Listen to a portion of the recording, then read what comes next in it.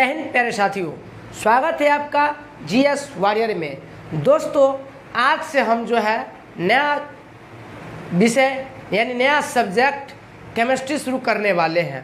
दोस्तों, इस केमिस्ट्री यानी रसायन विज्ञान के जो भी टॉपिक हम देखेंगे 5-6 टॉपिक, वह शॉर्ट नोट्स के माध्यम से देखेंगे, यानी शॉर्ट टाइप्स के तथ्य देखा करेंगे। तो आइए देखते हैं रसायन विज्ञान का वह टॉपिक यानी chemical reaction and chemical equation, यानी रासायनिक अभिक्रिया और रासायनिक समीकरण के बारे में आइए समझने का प्रयास करते हैं। आखिर क्या है रासायनिक अभिक्रिया और क्या है रासायनिक समीकरण। और दोस्तों, आपको फिर से एक बात हम बता दें कि यहाँ अभी हम शॉर्ट टॉपिक पे चर्चा करेंगे और इसी का एनालिसिस यानी विस्तारण विशेष व्याख्या के साथ हम पुनः इसकी अगली सीरीज जब लाएंगे, रसायन विज्ञान जब शुरू करेंगे, तो वहाँ हम लोग विशेष व्याख्या के साथ पढ़ेंगे और समझेंगे भी। यहाँ फिलहाल हम नोट सिंपल यानी क्या शॉर्ट नोट्स के माध्यम से समझने का प्रयास करते हैं। तो आइए देखते हैं केमिकल रिएक्शन और केमिकल इक्वेशन के बारे में। दोस्तों, हमारे दैनिक जीवनों में भी रासायनिक अभिक्रियाएं और समीकरण हुआ करती है। हम यहाँ पर रासायनिक अभिक्रिया और रासायनिक समीकरण दोनों अलग अलग बोल रहे हैं। वैसे दोस्तों, आप एक साथ ही बोल सकते हैं रासायनिक अभिक्रिया या फिर रासायनिक समीकरण, लेकिन वास्तव में यह दोनों अलग अलग है। रासायनिक अभिक्रिया अलग है और समीकरण अलग है। अलग कहने का मतलब यह है कि दोनों का प्रोसेस एक ही होगा, लेकिन यदि लिखने के क्रम में बातें करेंगे तो अभिक्रिया को थोड़ा विस्तार से लिखना पड़ता है और वही समीकरण को एक शॉर्ट संक्षिप्त माध्यम से लिखना पड़ता है। आइए सबसे पहले देखते हैं रासायनिक अभिक्रिया क्या है, यानी केमिकल रिएक्शन। दोस्तों, रासायनिक अभिक्रिया जो है क्या है इसके बारे में देखते हैं। तो जब कोई पदार्थ एक या अधिक पदार्थों से परस्पर मिल करके या परस्पर क्रिया करके एक भिन्न गुण वाले नए पदार्थ का निर्माण करता है, रासायनिक अभिक्रिया कहलाता है। हमने क्या बोला, जब कोई पदार्थ अकेले या फिर किसी दूसरे पदार्थ से संयोग करके यानी अभिक्रिया करके एक भिन्न गुण वाले नए पदार्थ का निर्माण करता है, वह आपका रासायनिक अभिक्रिया कहलाएगा। और दोस्तों, रासायनिक अभिक्रिया जो ही हो गया तो रासायनिक अभिक्रिया के दौरान उसके मतलब कुछ परिवर्तन होता है। रासायनिक अभिक्रिया के दौरान उस घटना में कुछ परिवर्तन होता है। जैसे क्या, रासायनिक अभिक्रिया होने के बाद हो सकता है तो उसका जो रासायनिक अभिक्रिया में जो भाग लिया जो भी अभिकारक, उसका रंग कुछ और था, और रासायनिक अभिक्रिया जब हो गया तो उसका रंग चेंज हो गया, रंग परिवर्तन हो गया। तो रंग में परिवर्तन होगा, उसके अवस्था में परिवर्तन होगा, टेम्परेचर में परिवर्तन। और रासायनिक अभिक्रिया जो ही कर रहे हैं तो उसके टेम्परेचर परिवर्तन मतलब क्या कि कभी कम टेम्परेचर लेगा तो कभी ज़्यादा, उसका उतना तक टेम्परेचर होना चाहिए। तो ताप में परिवर्तन हो जाएगा, फिर गैस बनने लगेगा, फिर अवक्षेपण प्रक्रिया होगा, बहुत सारा प्रक्रिया होता है। जैसे हमारे शरीर में जब भोजन करते हैं, पानी लेते हैं, अंदर क्या होता है, अभिक्रिया होने लगता है शरीर में। और दोस्तों, आपको पता होगा जैसे ही हमारे शरीर में अभिक्रिया होती है तो कभी गैस बन जाता है, तो कभी कुछ होता है, कभी कुछ होता है, तो यह सभी परिवर्तन होते रहते हैं। देखिए, जैसे हमने कहा कि रंग में परिवर्तन, आप थोड़ा देर के लिए समझ लीजिए कि हम अपने दैनिक जीवन में मतलब खाने की वस्तुएं बनाते हैं। जैसे मान चलिए आपको दाल बनानी है, दोस्तों, या फिर मान चलिए खिचड़ी बनानी है। आपको खिचड़ी बनानी है तो क्या करते हैं, अभिक्रिया करने के लिए सबसे पहले पानी लेते हैं और उसे हीट करते हैं। उसके बाद क्या, जब पानी उबल जाता है तो उसमें क्या डालते हैं, चावल डालते हैं, पुनः दाल डाल देते हैं, फिर हल्दी डालते होइएगा, फिर इस पर नमक डालते होइएगा। जब ये सब डालने के बाद अभिक्रिया जब होगा तो क्या करते हैं, चूल्हा को बंद कर देते हैं और देखते हैं उसके रंग में परिवर्तन होगा। क्या होगा, जो चावल आपका वाइट कलर का था, श्वेत रंग का था, वह अब सारा बन करके पीला या हाँ समझिए कि पीला रंग का हो गया। तो वहाँ आप देख सकते हैं कि रंग में परिवर्तन किस तरह से होता है। तो हमने यह समझ लिया रासायनिक अभिक्रिया। अब आइए जरा समझते हैं रासायनिक समीकरण। दोस्तों यह जो रासायनिक अभिक्रिया था, इसी रासायनिक अभिक्रिया को संकेतों अथवा सूत्रों की सहायता से उसका संक्षिप्त निरूपण ही रासायनिक समीकरण कहलाएगा। क्या है? रासायनिक अभिक्रिया का संक्षिप्त निरूपण, रासायनिक अभिक्रिया का संक्षिप्त निरूपण या फिर उसका संकेत के द्वारा जो निरूपण करेंगे वही आपका क्या कहलाएगा? रासायनिक समीकरण।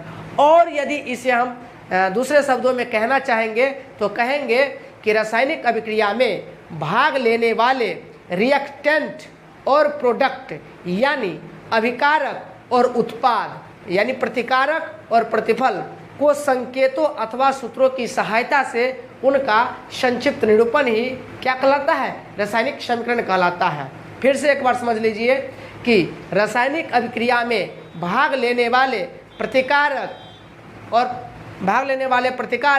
तथा रासायनिक अभिक्रिया के फलस्वरूप बनने वाले प्रतिफल, या फिर कहिए रासायनिक अभिक्रिया में प्रतिकारक और प्रतिफल को संकेतों अथवा सूत्रों की सहायता से उनका संक्षिप्त निरूपण रासायनिक समीकरण कहलाता है। समझ गए? देखिए, जैसे देख लीजिए यहाँ हमने लिख दिया है अलग अलग करके, संकेत दे दिया है, कोई संकेत ए और बी और यहाँ सी और डी। दोस्तों यहाँ तो क्या हो रहा है कि ये रासायनिक अभिक्रिया में भाग ले रहा है और भाग लेकर यह क्या दिशा दिखा रहा है कि आगे क्या बनने वाला, तो आगे बन गया ये C+D। हालांकि यह किसी एलिमेंट्स का या फिर किसी एटम्स का या फिर किसी मॉलिक्यूल्स का यानी तत्व का, परमाणु का, अणु का किसी का संकेत नहीं है, यहाँ सिर्फ नोटेशन दिया गया। अब दोस्तों रासायनिक अभिक्रिया में जो भाग ले रहा है यानी पहले जो आ रहा है वह कहलाता है रिएक्टेंट यानी प्रतिकारक, उसे आप अभिकारक भी कह सकते हैं। और रासायनिक अभिक्रिया के फलस्वरूप, परिणाम स्वरूप मतलब जो बनता है नया पदार्थ, वह कहलाता प्रोडक्ट यानी प्रतिफल, उत्पाद। आप समझ गए होइएगा। इसे कैसे पढ़ेंगे तो A+B टेंड्स टू C+D यानी यहाँ हो गया रिएक्टेंट और तीर चिन्ह के दाईं ओर यानी राइट साइड हो गया प्रोडक्ट। तो रिएक्टेंट एंड प्रोडक्ट किसे कहते हैं? प्रतिकारक और प्रतिफल किसे कहते हैं? अभिकारक और उत्पाद किसे कहते हैं? तो साधारण सी भाषा में जवाब देंगे कि रासायनिक अभिक्रिया या फिर रासायनिक समीकरण में मुख्य रूप से भाग लेने वाले पदार्थ को अभिकारक कहेंगे या प्रतिकारक कहेंगे, और रासायनिक अभिक्रिया के फलस्वरूप बनने वाले जो नए पदार्थ हैं उसे प्रतिफल या फिर उत्पाद कहेंगे। आप जैसे देखिए रासायनिक अभिक्रिया और समीकरण में अंतर समझ लीजिए, क्या आखिर अंतर है। तो दोस्तों यहाँ देखिए हमने लिख दिया जिंक और यहाँ पर लिख दिया प्लस क्लोराइड, तो क्या बना लिया? जिंक क्लोराइड बनाया। ठीक है, यहाँ पर जिंक और ये क्लोराइड, यहाँ पर लिखते हैं क्लोरीन, जिंक प्लस क्लोरीन, तो जिंक और क्लोरीन मिलकर के बनाया क्लोराइड।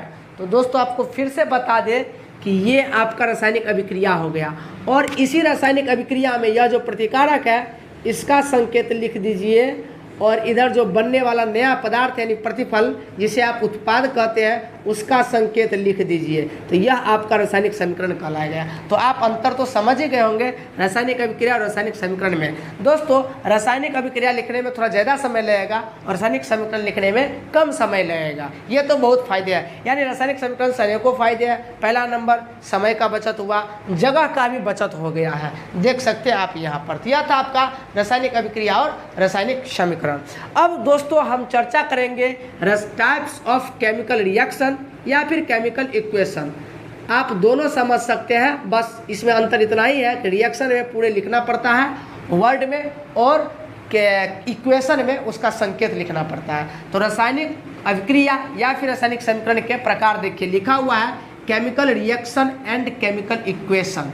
अब इसका टाइप देखिए, chemical reaction and chemical equation यानी कि रासायनिक अभिक्रिया और रासायनिक समीकरण के प्रकार। तो यहाँ देख सकते हैं कौन कौन प्रकार है। कॉम्बिनेशन रिएक्शन हो जाएगा, और उसके बाद डीकम्पोजिशन हो गया, उसके बाद ये आपका डबल डिस्प्लेसमेंट हो गया, ऑक्सीडेशन हो गया, रिडक्शन हो गया, इसी में आता ऑक्सीडेशन रिडक्शन दोस्तों होते हैं, और अन्य प्रकार के यहाँ जो मुख्य विक्रिया है उस पर हम लोग चर्चा करेंगे।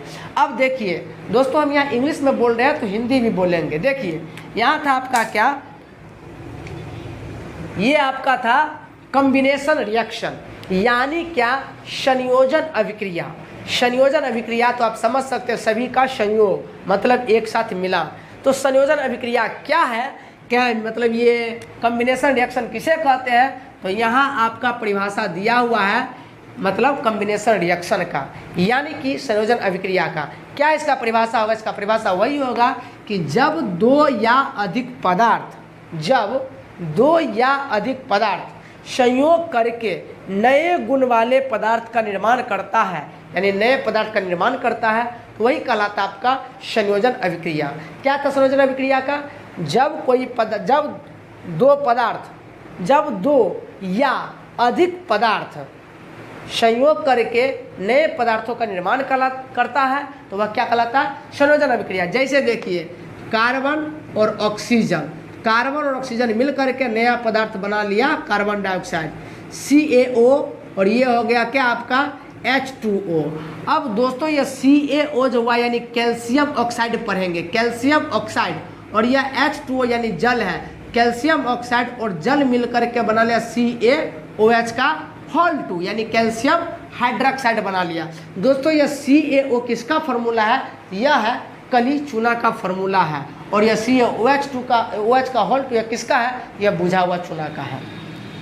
अब दोस्तों यहाँ पर आप जो ही ये कॉम्बिनेशन रिएक्शन देखे हैं, इसी का ठीक विपरीत जो रिएक्शन होगा वह होगा डीकम्पोजिशन यानी अपघटन अभिक्रिया। वो था संयोजन और यह होगा अपघटन यानी वियोजन। मतलब क्या, यह उल्टा होगा, टूटेगा, वह संयोग हुआ तो यह टूटेगा यानी विपरीत। तो देखिए डीकम्पोजिशन रिएक्शन किसे कहेंगे, तो जब एक पदार्थ टूट करके दो या अधिक नए पदार्थ का निर्माण करता है। उसमें क्या था, जब दो या अधिक पदार्थ संयोग करके एक नया पदार्थ बनाया, और इसमें क्या है, जब कोई एक पदार्थ टूट करके दो या अधिक नए पदार्थ का निर्माण करता है, तो वह कहलाया गया आपको डीकम्पोजिशन रिएक्शन यानी अपघटन अभिक्रिया, वियोजन अभिक्रिया। देख लीजिए CaCO3 कैल्शियम कार्बोनेट, और यह टूट करके क्या बना दिया, CaO प्लस CO2। अब दोस्तों यह कैल्शियम कार्बोनेट है और यह आपका CO कैल्शियम ऑक्साइड यानी कली चूना फॉर्मूला है, और यह आपका कार्बन डाइऑक्साइड है।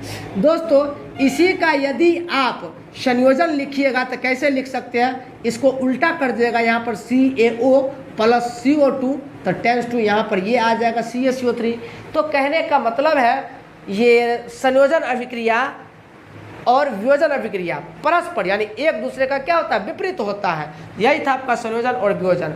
अब दोस्तों संयोजन से पढ़ेंगे ऊष्माक्षेपी अभिक्रिया और वियोजन से पढ़ेंगे ऊष्माशोषी अभिक्रिया। ऊष्माक्षेपी अभिक्रिया क्या, ऊष्माक्षेपी मतलब दोस्तों ऊष्मा उत्पन्न होगा।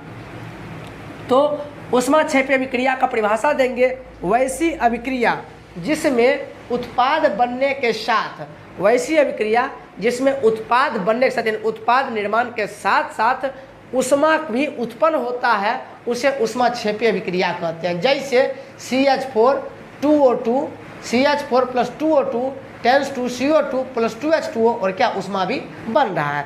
अब दोस्तों CH4 किसका फॉर्मूला है, तो CH4 मीथेन का फॉर्मूला है, और यह ऑक्सीजन है, यह कार्बन डाइऑक्साइड, यह जल है। तो ऑक्सीजन का ये ऊष्मा का निर्माण कर लिया। अब यहाँ पढ़ेंगे हम लोग ऊष्माशोषी अभिक्रिया, मतलब ऊष्मा का अवशोषण होगा। देखिए वैसी अभिक्रिया जिसमें ऊष्मा का अवशोषण होता है ऊष्माशोषी अभिक्रिया कहलाता है। जैसे 2AgCl DSL tends to DSL 2Ag plus Cl2। अब दोस्तों यहाँ पर 2AgCl किसका फॉर्मूला, तो 2 तो हटा दे, यह तो परमाणुकता दर्शा रहा कि कितना परमाणुकता है। अब AgCl2 जो है, AgCl2 का फॉर्मूला क्या होता है तो समझिए। Ag किसका संकेत है, तो सिल्वर का है, और Cl किसका संकेत है, क्लोरीन का संकेत है। यह क्या हो गया, AgCl यानी सिल्वर क्लोराइड का फॉर्मूला हो गया। तो यह हो गया सिल्वर क्लोराइड, और यहाँ क्या बना दिया, सिल्वर और क्लोरीन अलग अलग बन गया। अब देखिए ये DSL का मतलब क्या होता है दोस्तों? इसका मतलब होता है डिफ्यूज सनलाइट। डिफ्यूज सनलाइट यानी सूर्य का प्रकाश के ऊपर, सूर्य के प्रकाश की उपस्थिति में अभिक्रिया हो रहा है, ऐसा समझिए। तब ना अवशोषण हुआ उष्मा का, उष्मा का अवशोषण, बस समझ लीजिए। तो यह हो गया। फिर 2AgBr DSL टेंस टू, ये आपका क्या 2Ag + Br2 यानी सिल्वर ब्रोमाइड। सिल्वर ब्रोमाइड क्या करेगा? सूर्य को उपस्थिति, सूर्य का प्रकाश को मिल रहा है तो क्या बना रहा है इसके साथ? 2Ag और Br2 अलग हो रहा है। यह हो गया उष्मा शोषी अभिक्रिया। तो आप उष्मा क्षेपी अभिक्रिया और उष्मा शोषी अभिक्रिया के बारे में पढ़ चुके हैं और अब समझ चुके हैं। आइए जरा आगे हम देखते हैं oxidation reaction, oxidation and reduction reaction के बारे में देखेंगे। इससे पहले एक और देख लेते हैं दोस्तों, डबल डिस्प्लेसमेंट रिएक्शन मतलब द्विविस्थापन अभिक्रिया। द्विविस्थापन अभिक्रिया, इसे अन्य शब्दों में उभय विस्थापन अभिक्रिया भी कह सकते हैं।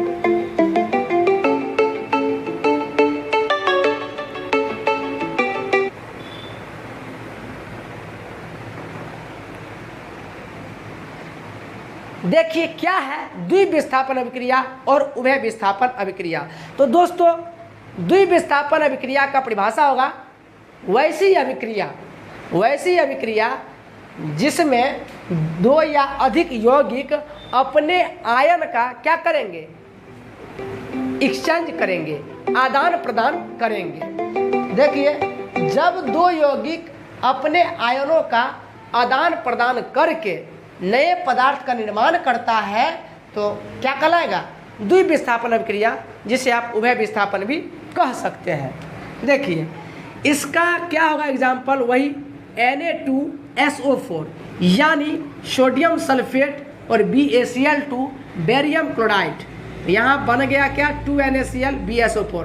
अब दोस्तों देखिए यह रिएक्शन आप कैसे समझिएगा कि डबल डिस्प्लेसमेंट रिएक्शन है, उभय विस्थापन अभिक्रिया है, कुछ नहीं है। आपको प्रश्न में दे देगा कि पहचाने कौन उभय विस्थापन अभिक्रिया। तो समझिए यहाँ पर आप समझ सकते हैं ये Na2 है और लास्ट वाला Cl2 है। शुरू लास्ट मतलब साइड वाला के साथ देखिए एक जगह होगा Na2Cl2, तो देखिए एक साथ है Na2Cl2 मतलब दो कॉमन ले लिया है और NaCl एक साथ है।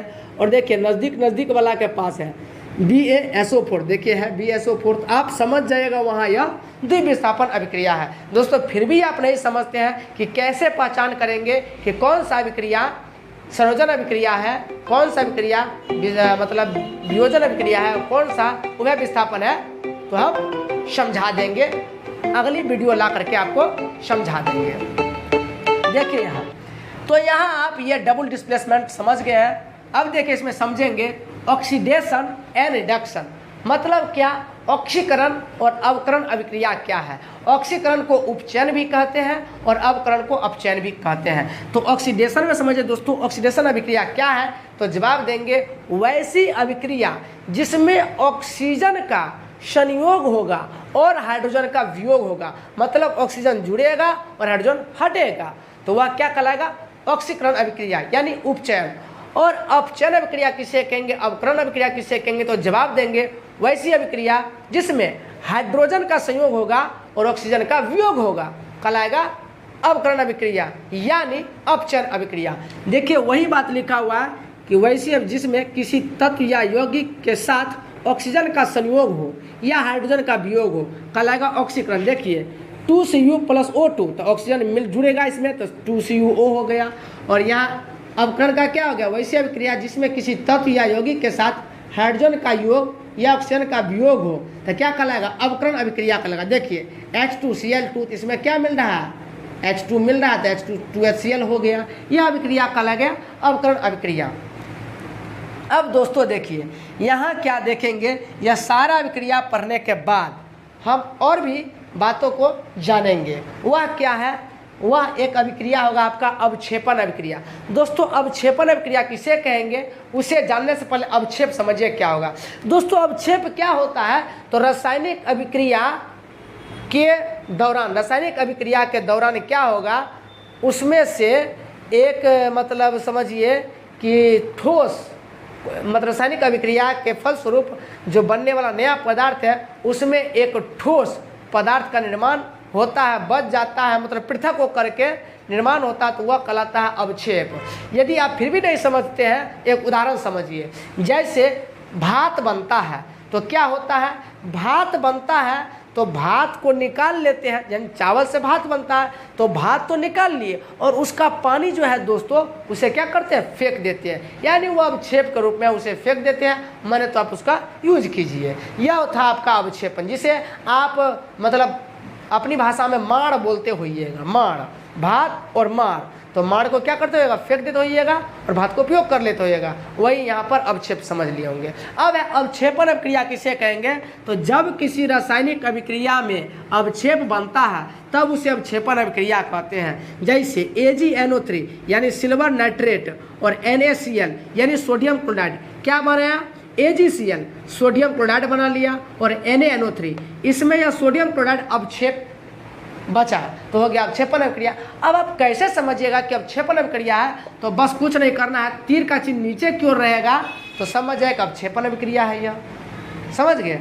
अब देखिए एक आपका अभिक्रिया होगा उदासीनीकरण अभिक्रिया। उदासीनीकरण अभिक्रिया किसे कहते हैं, इसका डिफिनेशन होगा, जब कोई अम्ल किसी भस्म से अभिक्रिया करता है, जब कोई अम्ल किसी भस्म से अभिक्रिया करता है तो वह लवण तथा जल बनाता है, जो क्या कहलाता है, उदासीनीकरण अभिक्रिया कहलाता है। वही बात यहाँ पर लिखा है, जब एसिड एंड बेस मतलब अम्ल और क्षार, अम्ल और भस्म एक दूसरे के गुण को नष्ट कर देता है यानी उदासीन कर देता है, तब उसे उदासीनीकरण अभिक्रिया कहते हैं। जैसे आप देख सकते हैं HCl मतलब हाइड्रोजन क्लोराइड हो गया, तो यह क्या एसिड हो गया। NaOH सोडियम हाइड्रोक्साइड बेस हो गया मतलब भस्म हो गया। अब दोनों मिल करके क्या बना रहा है, NaCl यानी नमक बना रहा है और H2O वाटर बना लिया है, तो हो गया यह उदासीनीकरण अभिक्रिया।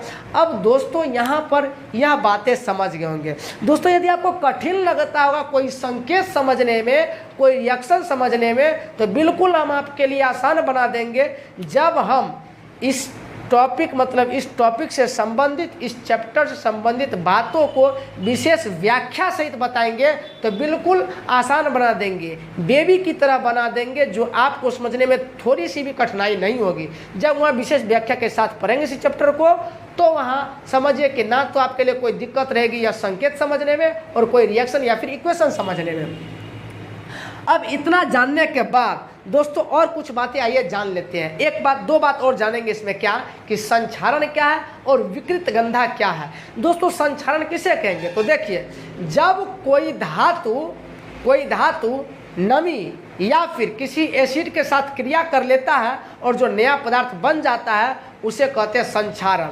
फिर भी नहीं समझे, देखिए लोहा एक धातु है और लोहा में नमी लग जाता, अगर पानी में रह गया, खुला वायु के संपर्क में रह गया, तो क्या होता, वह अभिक्रिया करके उस नमी से या फिर खुले वायु के संपर्क से अभिक्रिया करके उस पर एक नया परत जम जाता है, जिसे क्या बोलते हैं, जंग लग गया, तो वही तो हो गया संक्षारण। तो आप समझ गए होंगे, लिखा हुआ है धातुएं वायु, नमी या अम्ल से अभिक्रिया करके अवांछित पदार्थ का निर्माण करता है, वही कहलाएगा संक्षारण। जैसे लोहा में जंग लगना।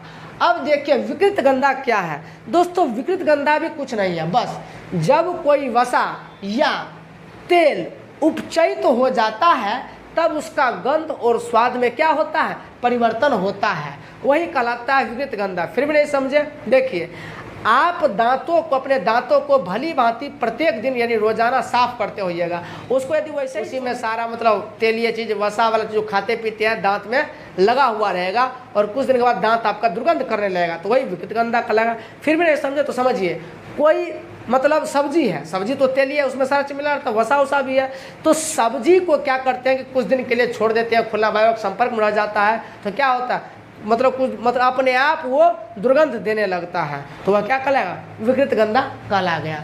तो विकृत गंधा क्या था, जब वसा या तेल उपचयित हो जाता है तब उसका गंध और क्या स्वाद बदल जाता है, वही कहलाता है विकृत गंधा। आप विकृत गंधा भी समझ गए होंगे। अब दोस्तों रासायनिक अभिक्रिया को जो संतुलित करते हैं, रासायनिक अभिक्रिया को संतुलित करने में द्रव्यमान संरक्षण के नियम का प्रयोग करते हैं। द्रव्यमान संरक्षण का नियम क्या है? बस वही है कि रासायनिक अभिक्रिया जो होगा उसमें दोनों तरफ उसका परमाणु द्रव्यमान क्या होगा? बराबर होगा।